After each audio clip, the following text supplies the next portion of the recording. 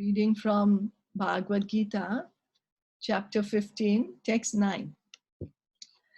Shotram chakshu sparshanam cha rasanam granam eva cha adhisthaya manaschayam vishayan upasevate. Translation and purport by His Divine Grace, A.C. Bhaktivedanta Swami Srila Prabhupada. The living entity, thus taking another gross body, obtains a certain type of ear, eye, tongue, nose, and sense of touch, which are grouped about the mind. He thus enjoys a particular set of sense objects. So yesterday we read that how we are taking one body after another, and how the subtle body is going, how the impressions of all the desires are there in the subtle body. And then because of this desires, how we are gonna get different types of senses based on our desires and our activities. Our karma and our desires is what gives us the next body. In other words, if the living entity adulterates his consciousness with the qualities of cats and dogs, in his next life, he gets a cat or a dog body and enjoys. Consciousness is originally pure, like water. But if we mix water with a certain color, it changes. Similarly, consciousness is pure, for the spirit soul is pure. But consciousness is changed according to the association of material qualities. So we are pure spirit souls. We have pure consciousness. But because we have this desire, we had this desire to lord it over the material world, so we are put in this material atmosphere. And then in this material atmosphere, we have these three modes of material nature: Rajogun, Tamogun, and Sattvagun, goodness, passion, and ignorance. And then with that, our consciousness gets more and more dirty.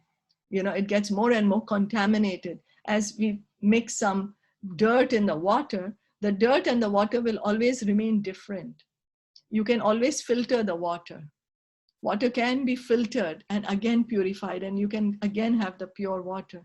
Same way, our consciousness takes on all these dirty things from this material world, but we can purify the consciousness. Like we say, when a piece of gold falls in a gutter, the gold does not become dirt. The gold still remains gold, only it's covered by the dirt.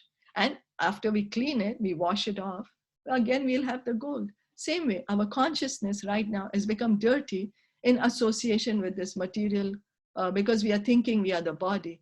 And based on that, we are doing all different activities based on that. But by the process of hearing and chanting the Hare Krishna mantra, we get purified. We get more and more purified. Our consciousness gets purified. And the more we chant properly, attentively, and we follow the four regulative principles, our consciousness can get fully purified, and we can be situated in our true original form. So, but real consciousness is Krishna consciousness. When therefore one is situated in Krishna consciousness, he is in his pure life. But if his consciousness is adulterated by some type of material mentality, in the next life, he gets a corresponding body. He does not necessarily get a human body again. He can get the body of a cat, dog, hog, demigod, or one of many other forms, for there are 8,400,000 species. So it just totally depends on us, how serious we are. What kind of a body we want in the next life. If we want to get a body of, if we continue here, for example, if somebody likes to just eat whatever they like to eat and live in filthy conditions, then we are preparing ourselves to take body of a pig in our next life. Because Mother Nature says you like to do these things, so you don't need to have the body of a human being. You better take the body of a pig. Like that, you'll be able to enjoy more. You can be living in more filth. You can enjoy to eat all the dirty things even more, So is that okay? Yes.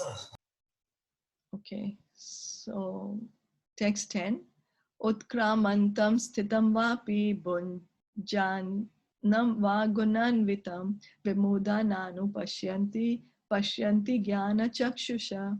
The foolish cannot understand how a living entity can quit his body, nor can they understand what sort of body he enjoys under the spell of the modes of nature. But one whose eyes are trained in knowledge can see all this. The word Gyan Chakshusha is very significant. Without knowledge, one cannot understand how a living entity leaves his present body, nor what form of body he is going to take in the next life, or even why is he living in a particular type of body. This requires a great amount of knowledge understood from Bhagavad Gita and similar literatures heard from a bona fide spiritual master. So you see, we have spent so many years of our life in universities, in schools, and there is so much, we hear so much news, read so many articles, so many books trying to have knowledge, but none of them explain to us the real purpose, the most important thing that, hey, why are you living in this body? Why are you here in this body? Why are you experiencing the things you're experiencing? And death is for sure certain for each of us. And they don't explain to us such an important thing that after you die, where are you going to go? What kind of a body are you going to take? The most sure thing that is about the Western education, the modern education is not teaching us about that. That education, we get it from Bhagavad Gita, from Srimad Bhagavatam. And we should try to give this knowledge to as many people as we can, because it's relevant and important for each of us. Each of us are going to leave this body one day. So one who is trained to perceive all these things is fortunate.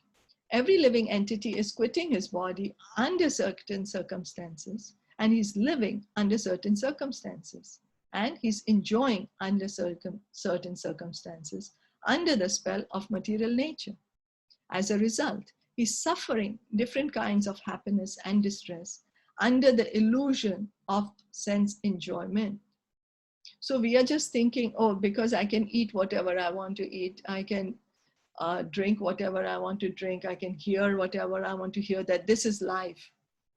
This is what life is all about. And this is what my happiness is all about. And if I can't do these things, then I'm suffering. But our real suffering is birth, death, old age, and disease. Why do I have to become old? Why do I have to get disease? Why I have to take even another birth?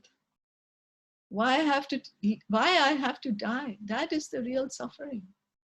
Persons who are everlastingly fooled by lust and desire lose all power to understand their change of body and their stay in a particular body. They cannot comprehend it. Those who have developed spiritual knowledge, however, can see that the spirit is different from the body and is changing its body and enjoying in different ways. A person in such knowledge can understand how the conditioned living entity is suffering in this material existence. Therefore, those who are highly developed in Krishna consciousness try their best to give this knowledge to the people in general, for their conditional life is very much troublesome. They should come out of it and be Krishna conscious and liberate themselves to transfer to the spiritual world. You see, each of us is changing our body. Each of us is not the body, we are all the soul. Each of us is the soul. So this knowledge of the soul and how this body is changing is relevant for each and every one of us. And this knowledge should be given to everyone so that we don't continue to suffer in this material world, so that we can go back to the spiritual world. Because we are all spirit souls. We are right now trying to, we are like fish out of water. We take the fish out of the water, put him on land, put him in 5-star hotel, give him very nice things to eat, nice massages, nice music, and tell him he'd breathe with the oxygen tank, but the fish is still suffering. The fish wants to go back to the water. So this is what our position is. We can be truly happy only in the spiritual world. Nothing in this material world can make us happy. Why? Because we are not material. We are the soul. The happiness is experienced by the soul.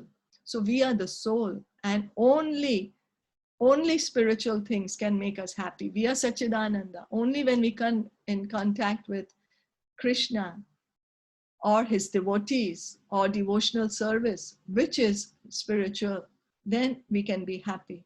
Otherwise, those material things cannot make us happy, no matter how much ever we try to. Is that okay? Yes. So we can stop here then today. Any questions or comments? No, all clear. Okay. So we can stop here then. Srimad Bhagavad Gita ki jai, Shla Prabhupada ki jai, Gaura Bhakta Vrinda ki jai. Hari Hari Bol. Thank you for joining in.